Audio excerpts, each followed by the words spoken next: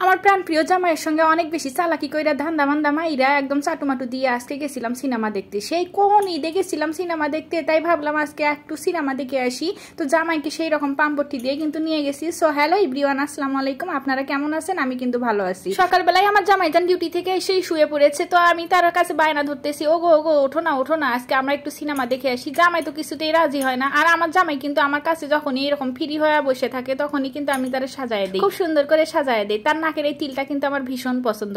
তাই যখনই আমার কাছে শুয়ে থাকে আর বসে থাকে আমি কিন্তু এই দুষ্টামিগুলো সবসময় করি। আমার বর আবার কিন্তু আমার এই ফাজলামোগুলা দুষ্টামিগুলো সবসময় কিন্তু মাইনা নেয়, আবার কোনো কিছু মাইন্ডও করে না। আপনারাও কিন্তু মাইন্ড করেন না, হ্যাঁ ঠিক আছে। যাই হোক, ছুটির মধ্যে বাড়িতে গেছিলাম না, তো আশা দেখিয়েছে আমাদের ময়দাগুলো একদম ডেট এক্সপায়ার হয়ে গেছে। আমি সেগুলো দিয়েই কিন্তু আপনাদের সঙ্গে সবসময় ফানি ভিডিওগুলো শেয়ার করি। তো ওগুলো ময়দা অনেকগুলো আসছিল ঘরে, তো ভাবলাম যে এগুলো ময়দা আজকে কাজে লাগামো। যেই বুদ্ধি সেই কাজ, মানে যেই কাজ সেই বুদ্ধি আর কি। যাই হোক, উল্টাপাল্টা বলি সবসময়। তো এই ময়দাগুলো একটু পানি দিয়ে গুলাইয়া আমি এই যে চিপা চাপাগুলো একদম ক্লিন করে নিচ্ছি, যেগুলোতে আর কি ময়লা আটকে থাকে সবসময়।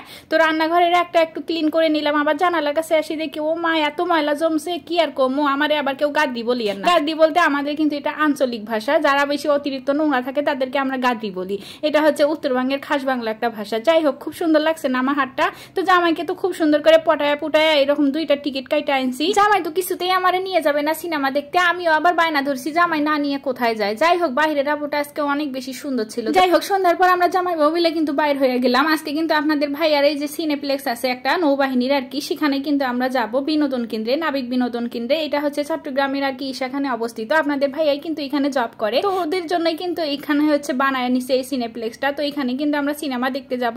তো এই যে টিকিট কাটছিল সেটার আবার হচ্ছে মানি দিয়ে দিচ্ছে, মানি বলতে টাকা দিয়ে দিচ্ছে, মানে টিকিটের যে টাকাটা। তো আজকে কিন্তু আমরা আসছি হচ্ছে এখানে হচ্ছে লিপস্টিক সিনেমাটা দেখতে। ওই যে লিপস্টিক আমরা ঠোঁটে দেই না, মেয়েরা হোক ছেলেরা হোক, সেই লিপস্টিক সিনেমা দেখতে কিন্তু আসছে। আমার জামাই এখানে হচ্ছে টিকিটের টাকাটা পে করতেছে, আর আমি কিন্তু দাঁড়ায় দাঁড়ায় একটু ভিডিও করতেছি। জামাই তো কিছুতে ক্যামেরার সামনে আসতে চাই না। আমি কিন্তু জোর করে করে সবসময় জামাইরা ক্যামেরার মধ্যে একদম ঢুকাই আনি। তারপর আমিও একটু পোস্ট করি, ঢং করে আর কি ক্যামেরার সামনে আসলাম। যদিও আমি একটু সুন্দর মানুষ না, অসুন্দর মানুষ, সেই জন্যই কিন্তু ক্যামেরার সামনে বেশি একটা আসি না। সবাই আবার বলবে ও আল্লাহ কি একটা চিংড়ি, তার আবার এত ভাব। যাই হোক, কেউ কিছু বলুক আমি আবার মাইন্ডে নেই না। এখানে আবার সবাই আস্তে আস্তে দেখি টিকিট কাটতেছে, আর এই তো সিনেপ্লেক্সের মধ্যে ঢুকতেছে। আপনাদের ভাইয়া আবার আমার এরাইকা বাইরে একটু ওই যে ইয়া খাইতে গেছিল আর কি, ইয়া খাইতে গেছিল। যারা বুঝবেন বুঝবেন, আর যারা বুঝবেন না তাদের জন্য দুঃখিত, বলতে পারলাম না।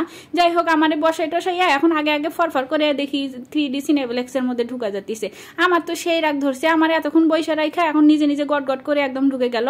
তো যা দেখি ও মা নীল কালার, এত লাইটিং, কি লাইটিং এর অবস্থা। আমার শরীরে তো আসল কালারই আমি চিনতে পারতেছি না, আমি কালা না শ্যামলা না নীল কালার। যাই হোক, বাসায় সিনেমা টিনেমা দেখে আসলাম। এখন বড় রাত 12টার সময় বায়না করতেছে আলুর ডাল দিয়ে নাকি সে ডিম খাবে। এটা কিন্তু আমাদের উত্তরবঙ্গের বিখ্যাত একটা আলুর ডালের রেসিপি, ডিম দিয়ে আলুর ডাল। আপনারা কে কে খাইছেন অবশ্যই কিন্তু জানাবেন। যাই হোক, লিপস্টিক সিনেমাটা কিন্তু আমার কাছে হেভি মজা লাগছে। পূজা সিরিজে এত সুন্দর অভিনয় করছে, আসলে কিন্তু অনেক মজার ছবিটা, আপনারাও কিন্তু দেখতে পারেন। যাই হোক, এখন আমি আলুর ডালটা এরকম ম্যাশ করে নিলাম, মানে আলু সিদ্ধ করে ম্যাশ করে নিয়েছি, আর একটা ডিম কিন্তু গোলায়া ভাজি করে নিলাম, আর 2টা ডিম কিন্তু সিদ্ধ করে নিয়েছি। জামাই জান খাইতে চাইছি আর আমি খাওয়াবো না, এটা হতে পারে?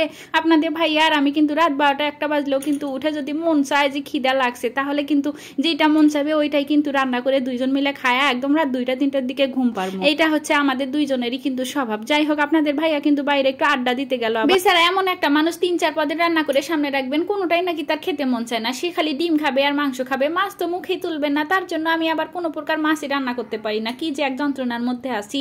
বাংলাদেশের বেশিরভাগ গৃহিণীরাই কিন্তু এই যন্ত্রণার মধ্যে থাকে। স্বামী এটা খায় না ওটা খায় না, তার মুখের সামনে এটা দাও ওটা দাও, কিন্তু তার মন পাওয়া যায় না। সবসময় বলে এটা রাঁধছো কেন, ওইটা রাঁধছো কেন, আমি কি এটা খাই, আমি কি ওইটা খাই। বলেন তো কেমনটা লাগে? আসলে আমরা গৃহিণীদের কষ্ট কেউ বোঝেই না। এই যে এত রাইতে এত গরমের মধ্যে আমার প্রাণপ্রিয় জামাইয়ের জন্য যে রান্না করতেছি না, সে রান্নার কিন্তু কোনো দামই থাকবে না, কোনো মর্যাদাই থাকবে না। লাস্টে খাইতে ধরে কবে লবণ কম হয়েছে, মরিচ দাও নাই কেন। আসলে কিন্তু আজকে রান্না করার শেষে আমি মরিচই দেইনি, পরে মনে হয়েছিল আবার মরিচ দেয়নি। খাইতে ধরে আপনাদের ভাইয়াকে বললাম কেমন হয়েছে, সে বলে অনেক ভালো হয়েছে। যেই বলছি আজকে মরিচ দিতে মনে ছিল না, আর বলে সেই জন্য একটু কিছু কিছু কম লাগছে। তাহলে বোঝেন জামাইয়ের জাতগুলো কেমন হয়। যখন বললাম কেমন হয়েছে তখন কয় সুন্দর হয়েছে, যেই কইছি মরিচ দেয়নি তখনই বলে যে কিছু না কিছু কম দিছো মনে হয়, সেই জন্য এমন লাগছে। যাই হোক, আজকের মতো এই পর্যন্তই। আল্লাহ হাফেজ।